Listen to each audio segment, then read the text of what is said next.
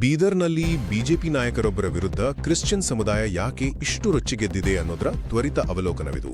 ಅಲ್ಪಸಂಖ್ಯಾತರ ಕಲ್ಯಾಣ ಇಲಾಖೆಯ ಕಾಮಗಾರಿಗಳಲ್ಲಿ ಭ್ರಷ್ಟಾಚಾರ ನಡೆದಿದೆ ಅನ್ನೋ ಪದೇ ಪದೇ ಆರೋಪಗಳು ಈಗ ಸ್ಥಳೀಯ ರಾಜಕೀಯ ಮತ್ತು ಸಮುದಾಯದ ಸ್ವಾಭಿಮಾನದ ನಡುವಿನ ನೇರ ಜಂಗಿ ಕುಸ್ತಿಗೆ ಕಾರಣವಾಗಿದೆ. ಮೊದಲನೇದಾಗಿ ಈ ಬಿಜೆಪಿ ಎಸ್ಸಿ ಮೋರ್ಚಾ ಅಧ್ಯಕ್ಷ ರವಿ ನಿಜಾಮಪುರ್ ಅವರ ಆರೋಪಗಳನ್ನೊಮ್ಮೆ ಗಮನಿಸಿ. ಮೊದಲು 4 ಕೋಟಿ ರೂಪಾಯಿ ಗುಳುಂ ಮಾಡಿದ್ದಾರೆ ಅಂತ ದೂರು ಕೊಟ್ರು, ಆಮೇಲೆ ಅದೇನೋ ಆಂತರಿಕ ಗಲಾಟೆ ಅಂತ ದೂರನ್ನ ವಾಪಸ್ ತಗೊಂಡ್ರು. ಈಗ ನೋಡಿದ್ರೆ ಮತ್ತೆ 1 ಕೋಟಿ ರೂಪಾಯಿ ಭ್ರಷ್ಟಾಚಾರದ ಆರೋಪ ಮಾಡ್ತಿದ್ದಾರೆ. ನೀವೇ ಯೋಚಿಸಿ, ಇವರು ಸ್ವತಃ ಸಿಂಧಬಂದಗಿಯ ಮೆಥಡಿಸ್ಟ್ ಚರ್ಚ್ ಸೊಸೈಟಿಯ ಕಾರ್ಯದರ್ಶಿಯಾಗಿದ್ರು, ತಮ್ಮದೇ ಊರಿನ ಕಾಮಗಾರಿಗಳನ್ನೇ ಇನ್ನೂ ಪೂರ್ಣಗೊಳಿಸಿಲ್ಲ. ಹಾಗಿರುವಾಗ ಬೇರೆಯವರ ಕಡೆ ಬೊಟ್ಟು ಮಾಡೋದು ಗಾಜಿನ ಮನೆಯಲ್ಲಿ ಕೂತು ಕಲ್ಲು ತೂರಿದಂತೆ ಅಲ್ವಾ? ಎರಡನೇದಾಗಿ ನಾವಿಲ್ಲಿ ಗಮನಿಸಲೇಬೇಕಾದ ಒಂದು ಇಂಟ್ರೆಸ್ಟಿಂಗ್ ವಿಚಾರ ಅಂದ್ರೆ, ಈ ಹಣ ಬಂದಿದ್ದಾದ್ರೂ ಎಲ್ಲಿಂದ ಅಂತ.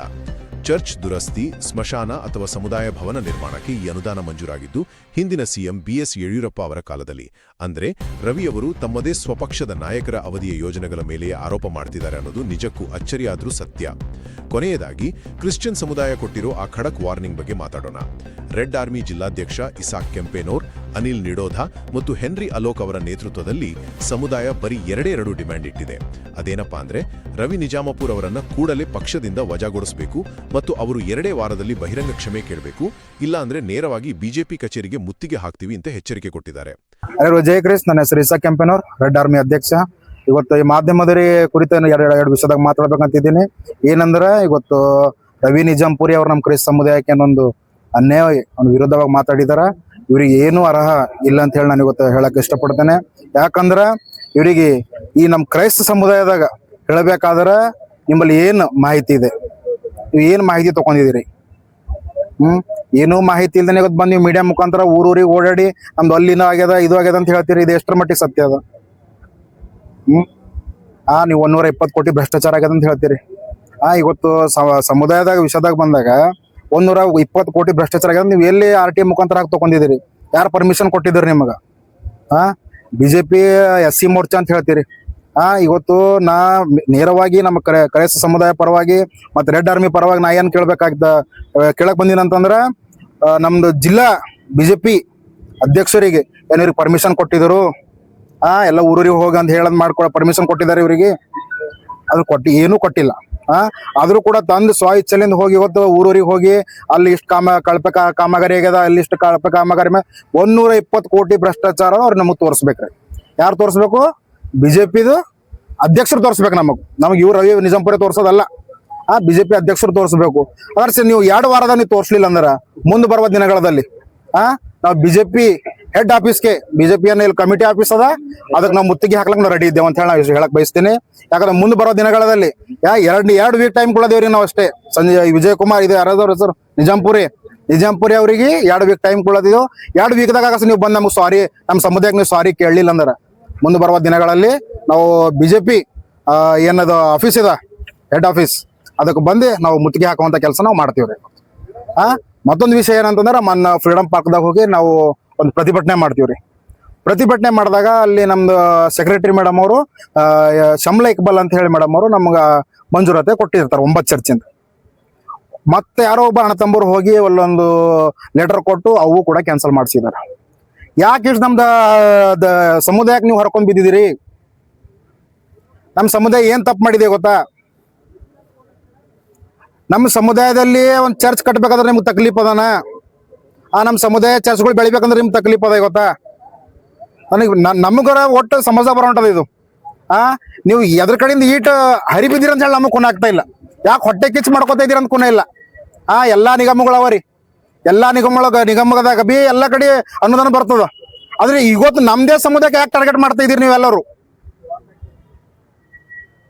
ಇದ್ರ ಪ್ರಶ್ನೆ ಬಿ ನೀವು ಕೊಡ್ಬೇಕಾಗ್ತದ. ಯಾರು ಮಾಡಿದಿರಿ ಎಲ್ಲರಿಗೂ ಗೊತ್ತದ ಇಲ್ಲ ಆಲ್ರೆಡಿ? ಎಲ್ಲರಿಗೂ ಗೊತ್ತದ ಅಂದ್ರೂ ಕೂಡ ಯಾರು ಮುಂದೆ ಬಂದು ಹೇಳಕ್ ರೆಡಿ ಇಲ್ಲ. ಆದ್ರೂ ಕೂಡ ಮುಂದೆ ಬರೋ ದಿನಗಳದ್ದು ಇವ್ರದ್ದು ಕೂಡ ಹೊರಗೆ ಬರ್ತಂತ ಹೇಳಕ್ ಇಷ್ಟಪಡ್ತೀನಿ. 2 ಮಾತು ಹೇಳಿ 2 ಮಾತು ಮುಗಿಸ್ತೀನಿ. ಜೈ ಕ್ರಿಸ್ತ. ವಂದನೆಗಳು ಹೇಳ್ತೇನೆ. ವಿಶೇಷವಾಗಿ ಇವತ್ತು ನಿಮ್ಮನ್ನು ಕರೆಸಿ ನಾವು ಮಾತಾಡೋದು ಏನಂದರೆ, ನಮ್ಮಲ್ಲಿ ಕೆಲವೇ ಲೋಪದೋಷಗಳನ್ನು ಇಟ್ಟಿದ್ದಾರೆ. ಯಾರು? ರವಿ ನಿಜಾಂಪುರೆ ದಯಮಾಡಿ ಕ್ರಿಶ್ಚಿಯನ್ ಜನಾಂಗ ಮೇಲೆ ನೀನು ರಾಜಕಾರಣಿ ಮಾಡಬೇಡಪ್ಪ. ದಯಮಾಡಿ ಕ್ರಿಶ್ಚಿಯನ್ ಜನಾಂಗ ಮೇಲೆ ನೀನು ರಾಜಕಾರಣಿ ಮಾಡಬೇಡ. ಯಾಕಂದ್ರೆ ನೀನು ಒಬ್ಬನೇ ಇಲ್ಲ, ಕ್ರಿಶ್ಚಿಯನ್ ಜನರ ಮೇಲೆ ಆಪದ್ನೆ ಹಚ್ಚಿ ನೋಡಿ ಕೂಡೋರು ಬಹಳ ಜನರ. ನೀನು ಕ್ರಿಶ್ಚಿಯನ್ದು ಅಂತ ಹೇಳಿ ನಿನ್ನ ಊರಾಗ ದುಡ್ಡು ಎತ್ತಿನವಿದ್ದಿ. ಇಲ್ಲಿ SC ಮೋರ್ಚಾದ ಜಿಲ್ಲಾಧ್ಯಕ್ಷ ಇದ್ದ ಅಂತ ಹೇಳ್ತೀನಿ. ದಯಮಾಡಿ BJP ಅವರು ಕೊಡುಗೆ ಇದೆ, ಕ್ರಿಶ್ಚಿಯನ್ದವ್ರಿಗೆ ಕೊಟ್ಟಂತ ಕೊಡುಗೆ ಇದೆ. 51 ಕೋಟಿ ಮೊದಲೇ ಬಿಡುಗಡೆ ಮಾಡಿದಂತ ನಮ್ಮ ಯಡಿಯೂರಪ್ಪ ಅವರಿಗೆ ಮುಖ್ಯಮಂತ್ರಿ ಇದ್ದಾಗ ಅವ್ರು ನಮ್ಮ ಕ್ರಿಶ್ಚಿಯನ್ ಜನರಿಗೆ ಅವ್ರು ಅಷ್ಟು ಒಳ್ಳೆ ರೀತಿ ನೋಡಿಕೊಂಡು ಅವ್ರು ಮಾಡ್ಯಾರಂದ್ರ ನೀನ್ ಯಾವಪ್ಪ, ನೀನ್ ಯಾಕೆ ಈ ರೀತಿ ಮಾಡತ್ತಿ? ಎಲ್ಲಿ ಪ್ರಾಬ್ಲಮ್ ಇಲ್ಲ, ಪ್ರಾಬ್ಲಮ್ ನಿನ್ ಮಧ್ಯದಲ್ಲಿದೆ.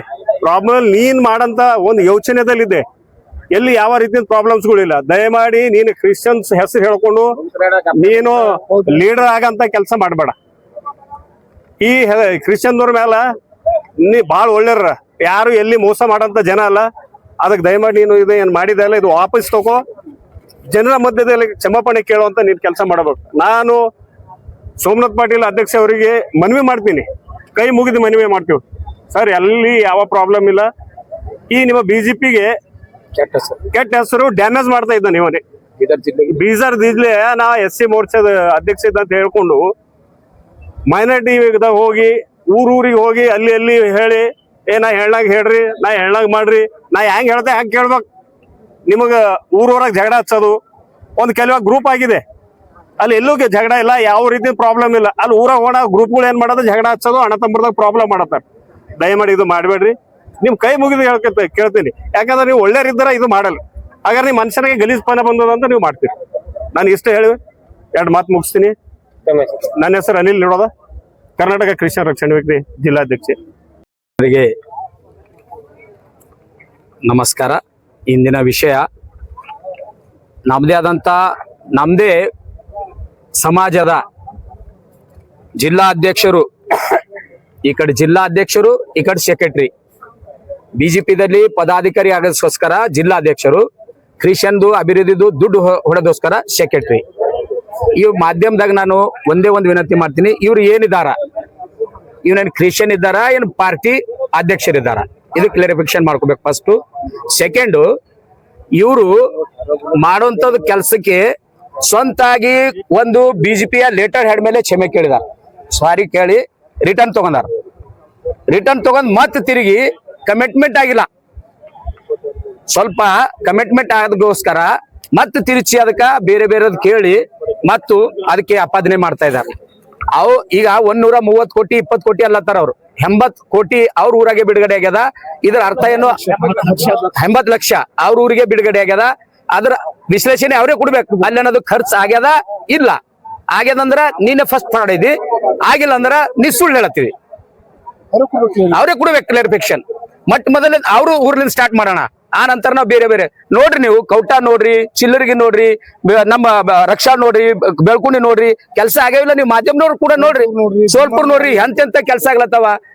ಉದ್ದೇಶ ಏನಿಲ್ಲ, ಕಾಂಗ್ರೆಸ್ ಪಕ್ಷಕ್ಕೆ ಡ್ಯಾಮೇಜ್ ಮಾಡೋದು, ಕ್ರಿಶ್ಚಿಯನ್ದವ್ರಿಗೆ ಡ್ಯಾಮೇಜ್ ಮಾಡೋದು, ಇವ್ರ ಅಭಿವೃದ್ಧಿ ಆಗಬಾರ್ದು, ಇವ್ರ ಮೇಲ್ ಬರಬಾರ್ದು. ಬೀದರ್ ಜಿಲ್ಲೆಗೆ ಮತ್ತು ಬೀದರ್ ಜಿಲ್ಲಾ ಅಧಿಕಾರಿಗಳಿಗೆ ಒಂದು ಕಪ್ಪು ಚುಕ್ಕಿ ತರುವಂತ ಕೆಲಸ ಇವ್ರು ಮಾಡ್ತಾ ಇದ್ದಾರ. ದಯಾ ಮಾಡಿ ಇದು ಇಲ್ಲಿಗೆ ನಿಲ್ಲಿಸಬೇಕು.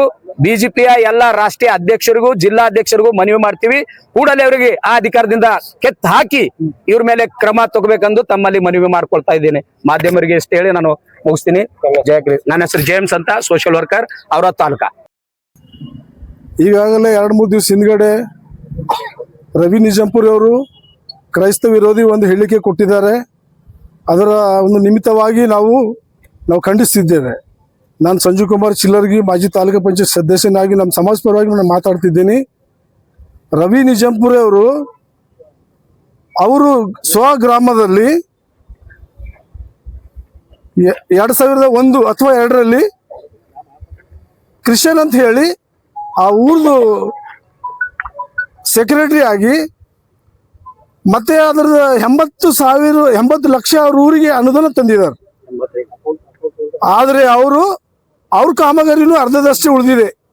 ಸ್ವಂತ ಅವ್ರ ಗ್ರಾಮದಲ್ಲಿ ಕಾಮಗಾರಿ ಅವರೇ ಅಧ್ಯಕ್ಷರಾಗಿ ಪೂರ್ಣಗೊಳಿಸಿಲ್ಲ. ಮತ್ತು ಅವರು ಇನ್ನೊಂದು ಊರಿಗೆ ಹೋಗಿ ಬಡ ತೋರಿಸ್ತಿದ್ದಾರೆ, ಆ ಊರಾಗ ಕೆಲಸ ಆಗಿಲ್ಲ, ಈ ಊರಾಗ ಕೆಲಸ ಆಗಿಲ್ಲ, ಹಿಂಗಾಗಿಲ್ಲ ಹಂಗಿಲ್ಲ ಹೇಳ್ತಿದ್ದಾರೆ. ಅವ್ರು ಸ್ವಂತ ತಮ್ಮ ಊರಾಗ ನೀವು SC ಮೋರ್ಚಾ ಜಿಲ್ಲಾಧ್ಯಕ್ಷ ಅಂತ ಹೇಳ್ತಿದ್ರಿ. ನೀವು ಕ್ರಿಶ್ಚಿಯನ್ ಅಂತ ಹೇಳಿ ಈ ಕಡೆ ಚರ್ಚಿನಾಗ ಅಧ್ಯಕ್ಷರಾಗಿ 80 ಲಕ್ಷ ಎಬ್ಸಿ ಕಾಮಗಾರಿ 80% ಇದೆ, 20% ಗೊತ್ತಿಲ್ಲ. ನಿಮಗೂ 1/2% ಅನುದಾನ ಬರೋದಿದೆ. ನಾವು ನಮ್ಮ ಸಮಾಜಕ್ಕೆ ಬಹಳಷ್ಟು ನಮ್ಮ ಬೀದರ್ ಜಿಲ್ಲೆ ಏನದ ಕ್ರಿಶ್ಚಿಯನ್ನು ಇಡೀ ಕರ್ನಾಟಕ ರಾಜ್ಯದಲ್ಲಿ ಬೆಂಗಳೂರು ಫಸ್ಟ್ ಪಾಪ್ಯುಲೇಷನ್, ಅದ್ರ ಬಾದ್ ಮಂಗಳೂರು, ಬೀದರ್ 3ನೇ ಪ್ಲೇಸ್ನಲ್ಲಿದೆ. ಅದರಲ್ಲಿ ಮೆಥೋಡಿಸ್ಟ್ ಸಭೆ ಬಹಳಷ್ಟು ಹೆಚ್ಚಿನ ಸಭೆಯಲ್ಲಿದೆ. ನಾವೆಲ್ಲರೂ ನಮ್ಮ ಜಿಲ್ಲಾಧಿಕಾರಿ ನೇತೃತ್ವದಲ್ಲಿ ಒಳ್ಳೆ ರೀತಿಯ ಕೆಲಸ ನಡೆದಿದೆ. ನಮ್ಮಲ್ಲಿ ಬಹಳಷ್ಟು ಕೆಲಸ ಆಗಿವೆ. ಅವ್ರಿಗೆ ಯಾವುದೇ ಮಾಹಿತಿ ಇಲ್ಲ. ಅಲ್ಪ ಮಾಹಿತಿ ತಗೊಂಡು ಅವರ ಕೆಲಸ ಆಗಿಲ್ಲ, ಇವರ ಕೆಲಸ ಇಲ್ಲ ಅಂದ್ರೆ ನಮ್ಮ ಸಮಾಜದ್ದು ಕೆಟ್ಟ ಹೆಸರು ತರ್ತಿರೋ ವ್ಯಕ್ತಿ ಅವ್ರು ಏನಿದಾರ. ನಾ ಏನು SC ಮೋರ್ಚಾದ ಜಿಲ್ಲಾ ಅಧ್ಯಕ್ಷರಿದ್ದಾರ, ಮತ್ತೇನು ಅವ್ರು ಕ್ರಿಶ್ಚಿಯನ್ ಸಮಾಜದ ಚರ್ಚ್ ಸೆಕ್ರೆಟರಿ ಇದ್ದಾರ. ಹಣ ಒಂದ್ ಕಡೆ 80 ಲಕ್ಷ ರೂಪಾಯಿ ಬಳಕೆ ಮಾಡಿದ್ರು. ಸಮುದಾಯ ಭವನ ಕಟ್ಟಿದಾರೆ ಅಲ್ಲಿ, ಮತ್ತು ಚರ್ಚ್ ಇನ್ವೆಸ್ಟ್ಮೆಂಟ್ ಮಾಡಿದಾರೆ ಅವರು. ಅವ್ರದ್ದು ಕಾಮಗಾರಿ ಇನ್ನೂ ಪೂರ್ಣಗೊಂಡಿಲ್ಲ. ನೀವು ಇನ್ನೊಂದು ಊರಿಗೆ ಹೋಗಿ ನೀವು ಕೆಲಸ ಮಾಡಿಲ್ಲ, ನೀವು ಅದು ಮಾಡಿಲ್ಲ ಅಂತ. ನಮ್ಮಲ್ಲಿ ಆಲ್ರೆಡಿ ಕೆಲಸ ಪ್ರಗತಿಯಲ್ಲಿದೆ. ನಮಗೆ ಅರ್ಧವಷ್ಟೇ ಕಾಮಗಾರಿಗೆ ದುಡ್ಡು ಬಂದಿದೆ. ಕೆಲವೊಂದು ಫುಲ್ ಬಂದಿದೆ, ಎಲ್ಲ ಕಾಮಗಾರಿ ಮುಗಿದಿದೆ. ಇನ್ನೊಂದು 10% ಯಾವುದಾದ್ರೂ ಒಂದು ಸ್ಥಳದು ಅಥವಾ ಡಿಜಿಟಲ್ ಖಾತೆ, ಇನ್ನೊಬ್ರು ಸ್ಮಶಾನದಲ್ಲಿ ನಮ್ದಿದೆ ನಿಮ್ದಿದೆ ಅಂತ ಯಾವುದೇ ಒಂದು ತೊಂದರೆಯಲ್ಲಿ ಸ್ವಲ್ಪ ಕೆಲಸ ನಿಂತಿವೆ.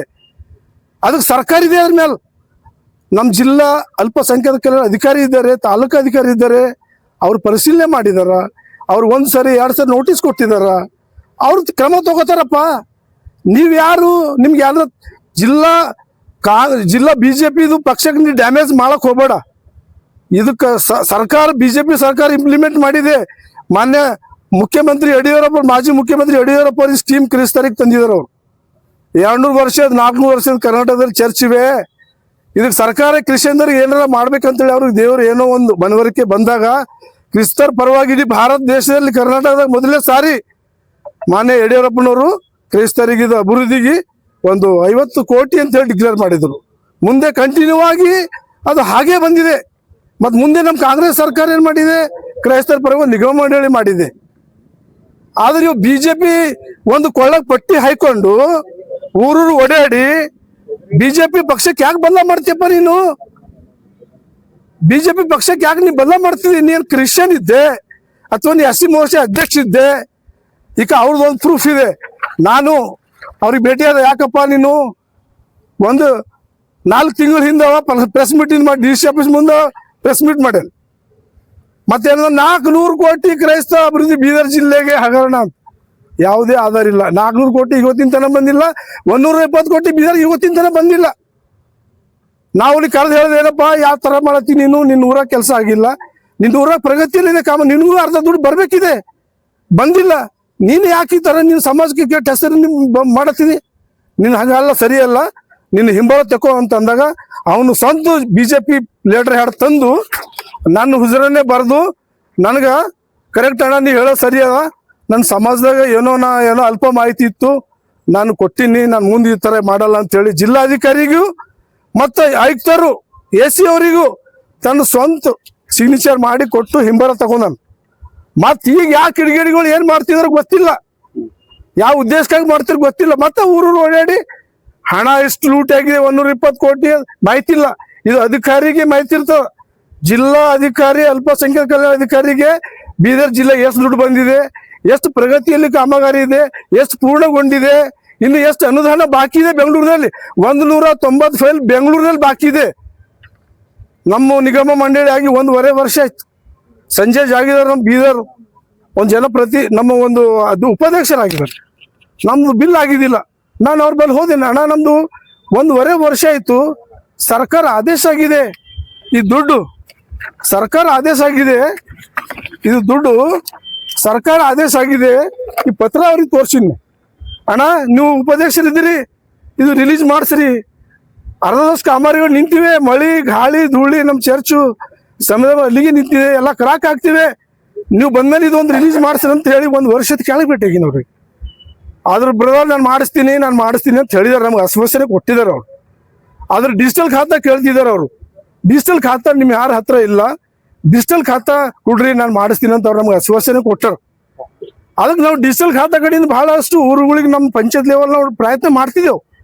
ಈಗ ಸರ್ಕಾರ ಮೊನ್ನೆ ಆದೇಶದಲ್ಲಿ ಅದು ಆದೇಶ ಹೊರಡಿಸಿದ್ದಾರೆ, ಈ ಖಾತೆಲಿಂದ ಖಾತೆ ಮಾಡ್ಬೇಕಂತೇಳಿ. ಅದಕ್ಕೆ ನಾವು ಆ ವಿಷಯದಲ್ಲಿ ನಾವು ಗ್ರಾಮ ಪಂಚಾಯತಿಗೆ ಹೋಗಿ ನಾವು ಏನಂದ್ರೆ ಖಾತೆ ಮಾಡಿಕೊಂಡು ಮುಂದೆ ಸರ್ಕಾರಕ್ಕೆ ನಮ್ದು ಏನದ ನಾವು ಖಾತೆಗಳು ಸಲ್ಲಿಸ್ತೇವೆ. ಅದ್ರ ನಂತರ ಮಾಡಲಿಲ್ಲ ಅಂದ್ರೆ ನಾವು ಜಾಗೀರ್ದಾರ್ ನಮ್ದು ಏರಿಯಾದು ಒಂದು ಉಪಾಧ್ಯಕ್ಷರು ಅವ್ರಿಗೆ ಕೇಳ್ತೇವೆ, ಅಣ್ಣ ಇನ್ನೊಂದ್ಸರಿ ನೀವು ಧ್ವನಿ ಎತ್ತರಿ ನಿಮ್ಮ ಕಮಿಟಿದಾಗ ಎಬ್ಸಿ ನಮ್ದು 2ನೇ ಕಂತಿನ ಬಿಲ್ಲು ರಿಲೀಸ್ ಮಾಡಿಸ್ರಿ, ನಮ್ಮ ಕಾಮಗಾರಿಗಳನ್ನ ಪೂರ್ಣಗೊಳಿಸ್ಕೊತೇವೆ ಅಂತೇಳಿ ಅವ್ರಿಗೆ ನಾವು ಮೊದಲು ಕೇಳಿದೆವು ಮತ್ತು ಇನ್ನೊಂದ್ಸರಿ ನಾವು ಕೇಳ್ತೇವೆ. ಆದರೂ ಅವರು ಭಾಳಷ್ಟು ವಿಸಿಟ್ ಕೊಟ್ಟಿದಾರ. ಮತ್ತು ಮುಂದಿನ ದಿನದಲ್ಲಿ ನಾನು ಎಲ್ಲ ರಿಲೀಸ್ ಮಾಡಿಸ್ತೀನಿ, ನಿಮ್ಮ ಕೆಲಸ ಅರ್ಧಕ್ಕೆ ನಿಂತವ ನನಗೆ ಗೊತ್ತಿದೆ ಅಂತೇಳಿ ಅವ್ರೂ ಬೆಂಗಳೂರಿನಲ್ಲಿ ಇದ್ರ ಬಗ್ಗೆ ಧ್ವನಿ ಎತ್ತಿದ್ದಾರೆ. ಆದ್ರೆ ಅಲ್ಲೇನು ಕೇಳ್ತಿದಾರೆ, ಡಿಜಿಟಲ್ ಖಾತೆ ಬೇಕು. ಡಿಜಿಟಲ್ ಖಾತೆ ಯಾವಾಗ ಬೇಕು? ನಾವು 2000 ಇಂಪ್ಲಿಮೆಂಟ್ ಇದು ಇನ್ನು ನಮ್ಮ ನಿಗಮ ಮಂಡಳಿ ಇಂಪ್ಲಿಮೆಂಟ್ ಆಗೋದಕ್ಕಿಂತ ಪೈಲೆ ಇವೆಲ್ಲ ಅಪ್ರೂವಲ್ ಆಗಿನವು ಇವು. ಅವಾಗ ನಮಗೆ ಡಿಜಿಟಲ್ ಖಾತೆ ಕೇಳಿಲ್ಲ, ಮ್ಯಾನ್ಯುವಲ್ ಖಾತೆ ಮೇಲೆ ಅಪ್ರೂವ್ ಮಾಡಿದ್ದಾರೆ. ಇವಾಗ ಅರ್ಧ ದುಡ್ಡು ಕೊಟ್ಟಿದ್ದಾರೆ, ಇನ್ನು ಅರ್ಧ ದುಡ್ಡು ಅಷ್ಟಕ್ಕೆ ಹಿಡ್ಕೊಂಡಾರ ಅವರು. ಯಾಕ್ರಿ ಹಿಂಗಂತ ನಾವು ಕೇಳಕ್ ಹೋದ್ರ ಇಲ್ಲ